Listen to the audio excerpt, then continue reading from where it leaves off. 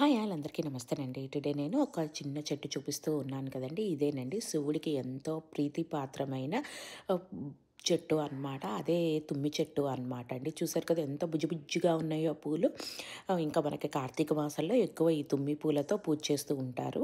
అలానే పూజకే కాకుండా ఆయుర్వేదంలో ఈ చెట్టు ఆకులను, బెరడుని రసంలాగా చేసి హెల్త్ ప్రాబ్లమ్స్‌కి యూజ్ చేస్తారు అని విన్నాను అండి.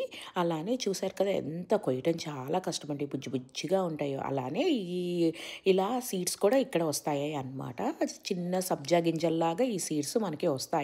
వీటిని మళ్ళీ మనం పాట్‌లో వేసుకుంటే కొత్త మొక్కలు వస్తాయి అన్నమాట.